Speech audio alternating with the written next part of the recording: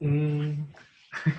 Profesor, ¿cómo está? Buenos Buenas noches a usted. ¿Cómo está, doctor? Soy vivo, bastante vivo. Sí, Muchísimas gracias, profesor, por este enlace con los jóvenes estudiantes de Ciencia Política de la Universidad Autónoma de Aguascalientes, de México. Le mandamos un fuerte abrazo y muchísimas gracias por este enlace, profesor. gracias. Soy muy contento de charlar con ustedes, muy contento. Están con nosotros, profesor, le presento a los alumnos de Ciencia Política. Está con nosotros Osvaldo Vázquez, que es estudiante de Ciencia Política, Elías Zapata, también estudiante de Ciencia Política, y Jorge Maximiliano Arias, también estudiante de Ciencia Política. Profesor, queremos darle la bienvenida a este programa, que es un programa de análisis de opinión sobre los temas más relevantes a nivel internacional, a nivel nacional y a nivel local, de la licenciatura en Ciencia Política de la Universidad Autónoma de Aguascalientes. Profesor, y si me lo permite, voy a dar una pequeña introducción acerca de su currículum para que los jóvenes de diversas licenciaturas de nuestra universidad tengan el privilegio de conocerlo más allá de toda la trayectoria tan importante que ha tenido en Italia y en el mundo. Muy amable, Bienvenido. pero Google ofrece todas las informaciones necesarias. Entonces, si usted nos permite, profesor, nos brincamos esa parte. Muchísimas gracias por estar con nosotros y si nos permite empezar con una pequeña pregunta del compañero Elías Zapata para empezar a generar este análisis, profesor. Sí. Bueno, muchas gracias, doctor, por aceptar participar en este pequeño foro que tenemos aquí nosotros estudiantes de Ciencia Política. Y bueno, ya para empezar con las preguntas, doctor, hablando ahorita en tiempos del coronavirus, tan sonado en México y en el mundo, pues hemos visto políticas de gobierno de varios países, por ejemplo China, que están utilizando los datos privados para poder combatir el virus, ¿no? Y esto ha cambiado la forma en que los ciudadanos se relacionan pues, con el gobierno.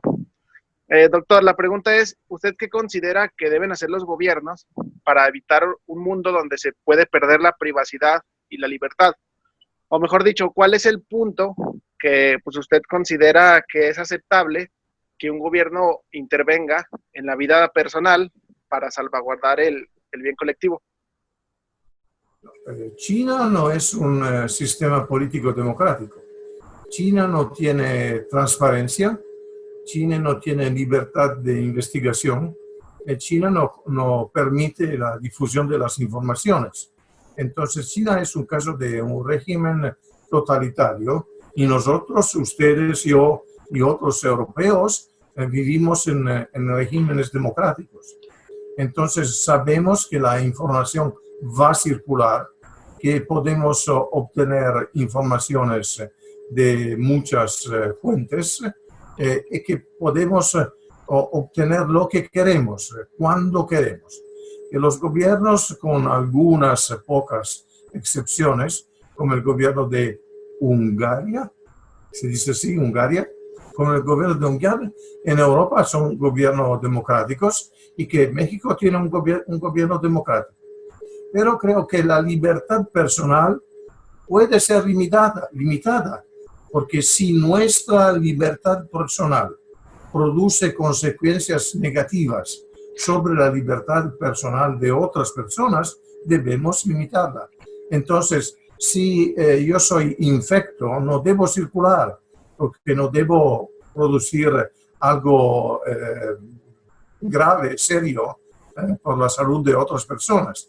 Hay límites. Pero si el problema es cómo el gobierno puede controlar lo que nos decimos a través del teléfono, a través de Skype, eso es un verdadero problema. Los gobiernos saben que es un problema, pero muchas personas saben que es un problema. Si queremos ser controlados, debemos decidir nosotros, es decir, debe ser una decisión voluntaria. Yo acepto que el gobierno me controle porque creo que eso produce consecuencias positivas sobre la vida de otras personas. Solamente en este caso yo acepto que el gobierno controle mis comunicaciones a través de Skype, teléfono. Muchas gracias, profesor. Una pregunta también del joven estudiante Osvaldo Vázquez. ¿Qué tal, profesor? Muchas gracias por tomarnos la llamada, la verdad, y expresarle mi sincero reconocimiento a toda su trayectoria. Y mi pregunta sería enfocada a lo siguiente. Hemos visto que la crisis de coronavirus, la pandemia, ha dejado en evidencia que sistemas políticos no han logrado satisfacer las demandas de la sociedad civil. Entonces, eso representa para nosotros, estudiantes de ciencia política, un desafío que yo le preguntaría a usted, ¿cómo replantear el estudio de la ciencia política después de esta pandemia? Creo que la ciencia política tiene las herramientas necesarias para analizar lo que los sistemas políticos hacen, para interpretar los problemas, para sugerir las acciones necesarias, evaluar las consecuencias. Yo creo que el problema no es la ciencia política, el problema son los políticos, los que reciben las informaciones y que en algunos casos, puede ser en muchos casos, no quieren utilizar las informaciones. Hay ejemplos extraordinarios.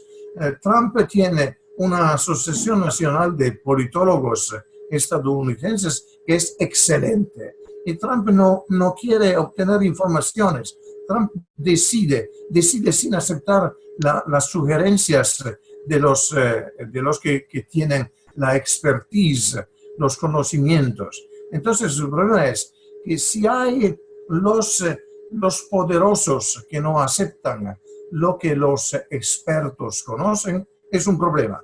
Pero cuando hay una relación estrecha, la ciencia política puede producir y sabe cómo producir conocimientos.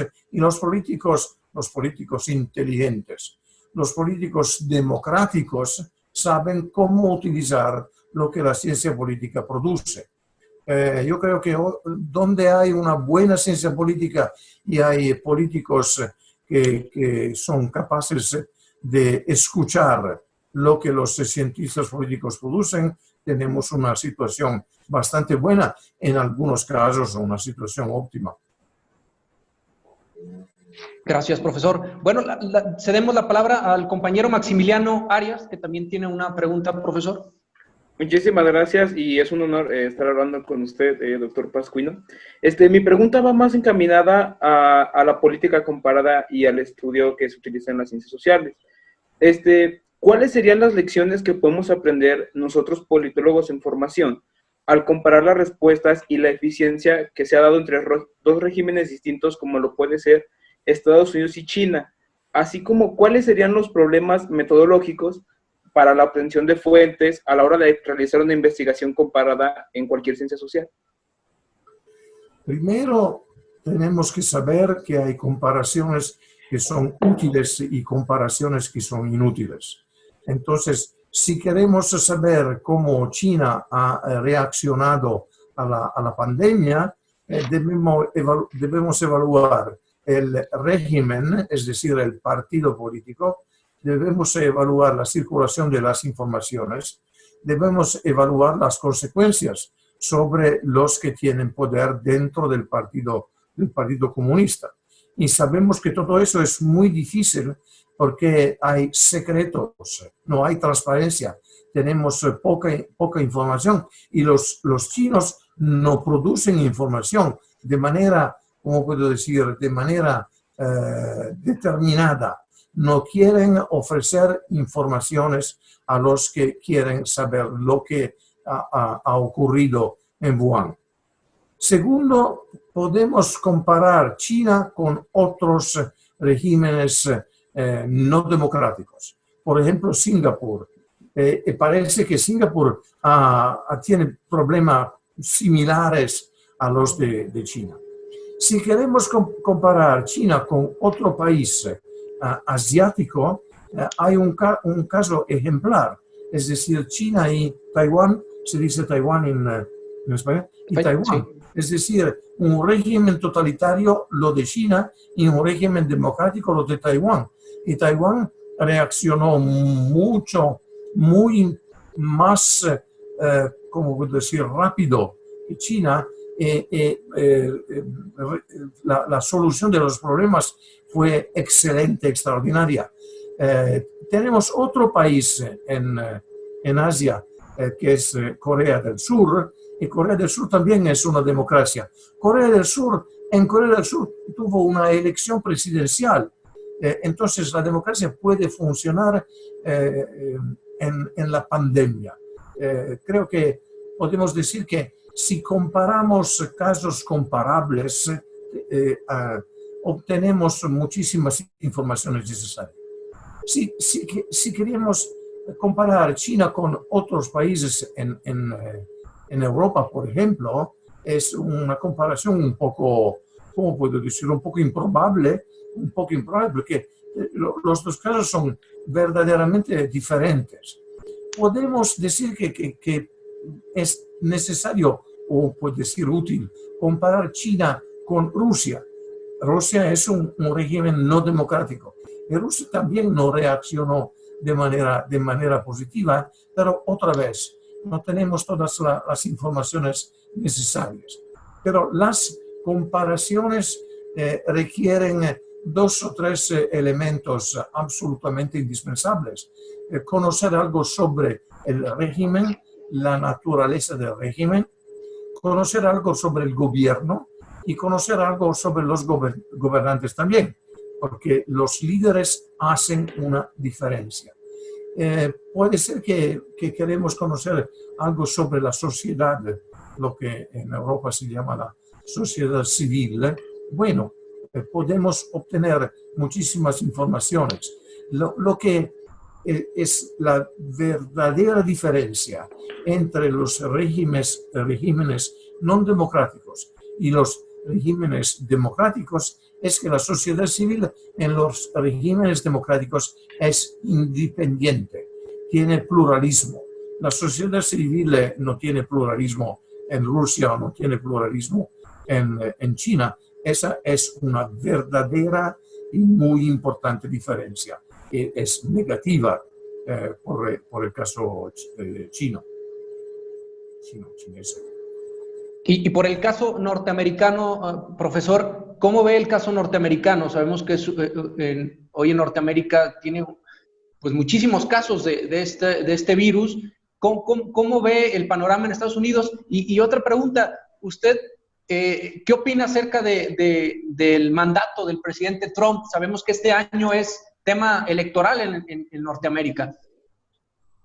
El caso de los Estados Unidos es un caso extraordinario porque no es un sistema político, si puedo decir así. Son 50 sistemas políticos y el presidente que parece todopoderoso no es todopoderoso. Por ejemplo, Trump no tiene poder político muy fuerte porque los demócratas controlan la Cámara de los Representantes.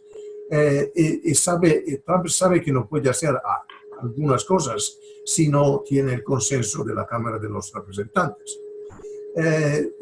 Hay gobernadores demócratas en algunos estados que no siguen lo que Trump decide. Entonces, no es solamente pluralismo, es lo que yo creo que puede ser definido como confusión. Es competencia y confusión. Eso es el problema hoy. Es decir, es el problema desde el 2016, cuando Trump ganó la presidencia. Creo que el líder es un problema, un verdadero problema. Pero cuando reflexiono sobre la leadership de los Estados Unidos, sobre la presidencia, creo que es necesario conocer algo más sobre los que votaron a Trump. Trump representa sectores de la sociedad americana que yo no conozco bastante bien. Los que no tienen una educación elevada, los que tienen trabajo que no son, que tienen trabajo no muy importantes, los que tienen miedo de los inmigrantes. Trump representa los sectores de la sociedad americana que tienen miedo, yo diría así, que tienen miedo y que saben que han perdido la supremacía. Supremacía, sí. ¿Sí? Que no van a ganar la supremacía. Pero si Trump gana las elecciones, tienen 4 años más en los cuales pueden organizarse. Aquí mi análisis termina porque mis preferencias aparecen. Entonces yo espero que Trump pierda la elección presidencial. Espero que Biden gane. Yo sé que Biden no es perfecto. Biden no es Obama, por ejemplo. Biden no es Franklin Roosevelt, pero es mejor que Trump. Eso, en muchas ocasiones, nosotros electores sabemos que no podemos buscar al candidato perfecto, pero al candidato que en la situación es mejor que otro candidato. Gracias, profesor. Osvaldo tiene una pregunta. Adelante, Osvaldo. Profesor, mi pregunta ahora va enfocada a las instituciones políticas. Con una pandemia como tal, ¿las instituciones políticas están en riesgo o se fortalecen ante estas situaciones? Mi pregunta va enfocada a eso. Es difícil decir, pero yo creo que la pandemia ha producido una situación en la cual vemos cuáles instituciones políticas funcionan y cuáles instituciones políticas no funcionan. Por ejemplo, el problema italiano no es que el gobierno no funciona, el gobierno funciona. No es que el Parlamento no funciona, el Parlamento funciona. La burocracia no funciona. La relación entre Italia y la Unión Europea no funciona bastante bien, pero el gobierno ha logrado crear una situación mejor. Entonces, la pandemia muestra con mejor claridad los problemas de las instituciones. En algunos, por ejemplo, es muy claro hoy que el problema de Gran Bretaña es el problema de Boris Johnson. Es el primer ministro que es un problema, no es el Parlamento. Es el primer ministro y su partido. Entonces, la pandemia es como puedo decir, un espejo, refleja los problemas. Ok, compañero Maximiliano, adelante. Profesor, me surgió, varias cuestiones. La primera es, usted que está viviendo la situación, como usted menciona, en un entorno totalmente diferente como lo es Italia, ¿qué recomendaciones daría a un entorno como lo estamos viviendo aquí en México? Y otra de mi pregunta va más encaminada ya hacia los sistemas políticos. ¿Usted cuál considera que es más eficiente, algo bajo un gobierno unificado o un sistema político bajo un gobierno dividido? No he comprendido la primera pregunta. Contesto la segunda y después usted me dice. Las democracias deben ser gobernadas para coaliciones de partidos, pero no un gobierno en el cual todos los partidos son representados. No es así. No es así porque primero, si todos los partidos son representados dentro del mismo gobierno, hay muchas tensiones, muchos conflictos. Es muy difícil tomar decisiones. Segundo, porque de la responsabilización, accountability, debe ser claro a los electores sectores que hay hombres y mujeres que tienen la responsabilidad de gobernar, de tomar decisiones. Y hay hombres y mujeres que tienen la responsabilidad de controlar lo que el gobierno hace, lo que el gobierno no hace, lo que el gobierno hace mal. Entonces, en Europa hoy no hay ningún gobierno de unidad nacional. Son gobiernos de coaliciones que han ganado las elecciones y que producen decisiones. Algunos de los gobiernos son excelentes. Dos casos. El caso del Portugal. Portugal es un país pequeño, pero es un país que funciona. Tiene un gobierno de coalición de izquierda que funciona. La pandemia ha, ¿cómo puedo decir?, ha golpeado Portugal de una manera muy pequeña. Otro gobierno que funciona es el gobierno de Suecia. Es un gobierno de coalición minoritario. Es decir, que los socialdemócratas y los verdes no tienen la mayoría de los escaños en el Parlamento sueco, pero tiene bastante confianza. El gobierno gobierna. Suecia tiene otros problemas, pero los ciudadanos democráticos, entonces aceptan algunas decisiones de los gobiernos. Esa es la respuesta a la segunda pregunta. La primera es... La primera, doctor, sería acerca de la situación que, bueno, se vivió o se está viviendo más bien en Italia en este momento con la pandemia. ¿Y qué recomendaciones daría hacia México o ya en general Latinoamérica, ya que ustedes van como un poco más avanzados, se podría decir, en cuanto al camino que recorre esta pandemia? Italia, como ustedes saben, no es un país, como puedo decir, sencillo. Es un país complicado. No hay una Italia, hay 3 o 4 Italias. Hay una Italia del norte que es muy rica, muy dinámica y con la política controlada para los leguistas, para los independentistas, si puedo decir así, un partido de derecha contra los inmigrantes. ¿Okay? Un partido que nosotros hoy podemos llamar soberanista, que cree que se puede decir primera Italia, Italy first. No es así, no es así. Hay una segunda Italia, que es la Italia yo puedo decir, de la izquierda moderada. Es el centro de Italia, ¿okay? Donde yo vivo. La izquierda moderada es una Italia civil, una Italia bastante rica, pero no riquísima. Una Italia donde los comportamientos son comportamientos que siguen las reglas. ¿Okay? Una Italia de italianos disciplinados. Saben que los gobernantes se pueden tomar decisiones. Si toman decisiones, aceptan las decisiones.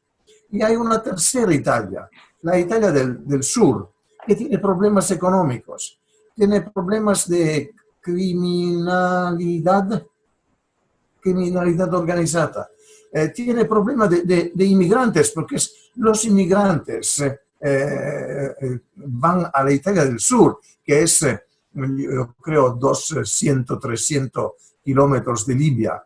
Entonces tiene problemas que no son solamente los problemas que los italianos del sur crean, producen, son problemas que vienen del exterior. ¿Okay? Entonces, las reacciones han sido muy diferentes. Pero en la Italia del sur, los italianos han logrado comportarse de manera bastante bien organizada y la pandemia es menos importante que en el norte. El norte, el problema es Lombardía. Lombardía es la región más importante, más rica, la región donde hay más industrias y más circulación, más tráfico, si puedo decir así. Pero el elemento que debemos subrayar es que tiene un sistema sanitario que es privado y público. La mayoría de las regiones italianas tienen un fuerte sistema público. Entonces, lo que no ha funcionado es ¿cómo puedo decir? El sector del sistema sanitario privado. ¿Cómo puedo decir? La convicción de los que gobiernan Lombardía, que son más importantes, que son más competentes que otros gobernantes. No es así. Espero que hayan aprendido la lección de la pandemia. Eso es porque Lombardía, si Lombardía no toma, no empieza a producir, Italia tiene un problema económico enorme. ¿Y qué recomendación usted le daría a nuestro país, profesor? No, yo creo que México, yo sé que México tiene dos problemas estructurales. Un problema es corrupción. México debe derrotar la corrupción política, porque la corrupción es un costo tremendo sobre la economía y sobre la vida de los mexicanos. El segundo problema es el problema de la criminalidad, del narcotráfico. México debe derrotar a los narcotraficantes. Si el presidente resuelve los dos problemas, México tiene muchos recursos. México es un país importante desde el punto de vista, por ejemplo, de las universidades. Tiene universidades excelentes, tiene hombres y mujeres muy ambiciosos. Probablemente la próxima vez usted debe hacer 2 hombres y 2 mujeres, que sería una representación de género que me parece más equilibrada. Entonces, creo que lo que debe hacer el presidente es tomar decisiones con claridad y explicar por qué decide algo. Todo eso va, creo, producir un sistema político que funciona. Pero en general, México tiene un sistema político hoy bastante apreciable. Gracias. Y ya para cerrar, profesor, la verdad le agradecemos su tiempo. Una última pregunta del compañero Elías para cerrar este bloque. Doctor, ahorita mencionaba acerca de la criminalidad en México. ¿Cómo cree que, la pregunta es, qué debería hacer el sistema político para tratar de erradicar de una mejor manera el problema de la delincuencia? Y la otra, ¿qué papel tienen las universidades? Vemos que las universidades se están adaptando a las corrientes digitales, a las aplicaciones como las que estamos usando. ¿Cuál es su perspectiva acerca de las enseñanzas en las ciencias sociales y de las universidades en general con las nuevas herramientas? Yo he visitado 2 o 3, probablemente 4 universidades en México. Aguascalientes, Guadalajara, UNAM y la Universidad del Estado de Hidalgo, Pachuca. Y creo que en general las universidades mexicanas son bastante buenas. Obviamente hay sectores en los cuales es mejor, hay sectores en los cuales hay problemas, pero creo que se puede adaptar a la enseñanza digital de una manera muy simple. Creo que la enseñanza digital es algo que podemos utilizar, pero la enseñanza, ¿cómo decir?, en persona es muy importante. Debemos vernos en los ojos, como aceptamos algunas afirmaciones, las palabras del cuerpo son importantes. La educación es decisiva. Podría decir así, si hay un sistema político en el cual hay muchos hombres, poquísimas mujeres ricas, que no tienen un nivel de educación elevado, el sistema político no puede continuar siendo rico si los hombres y las mujeres no han un buen sistema educativo. Si un sistema educativo existe los hombres y las mujeres no son bastante ricas, una generación va a producir riqueza. Es decir, la riqueza más importante es la riqueza de conocimientos, no solamente de técnicas, pero técnica también, de teoría, de lógica, de manera de utilizar la razón, de intentar resolver problemas. Pragmatismo y teoría pueden mejorar mucho los sistemas, no solamente políticos, sino económicos, sociales, culturales también. México tiene, ¿cómo puedo decir? Tiene lo que es necesario para empezar y proseguir. Entonces creo que si el sistema político invierte en la educación universitaria, esto va a ser muy importante en el próximo futuro. Profesor, pues agradecerle muchísimo a nombre de los compañeros universitarios el que nos haya podido acompañar en esta charla, la verdad tan amena, en una etapa tan importante a nivel internacional para muchos países que sin duda han sido coyunturas críticas que nos han permitido, que nos van a permitir seguir adelante.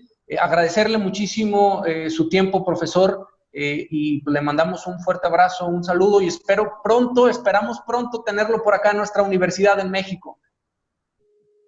Con mucho placer.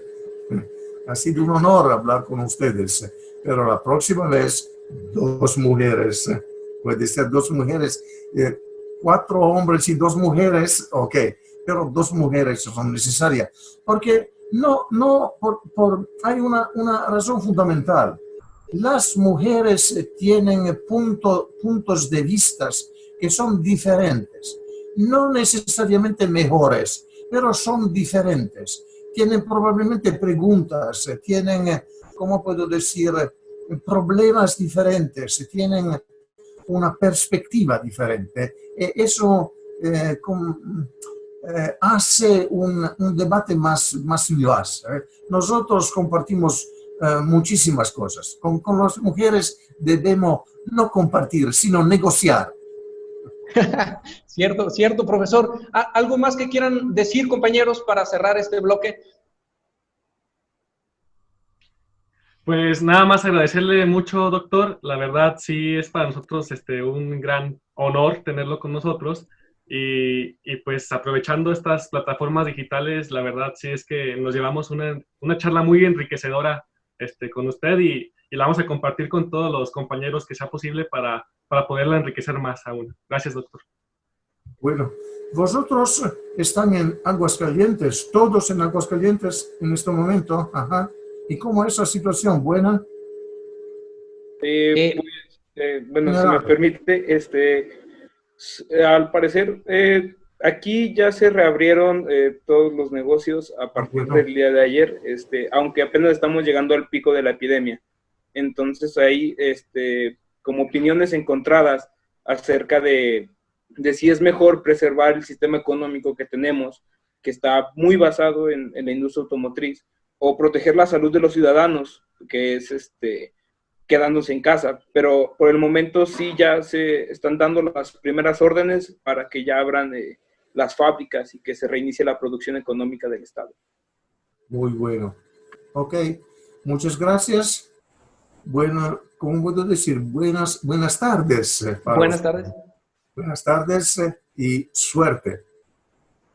Muchísimas gracias, profesor. Y para usted muy buenas noches y pronto esperemos verlo por acá en nuestra universidad. Que esté muy bien. Muchísimas gracias.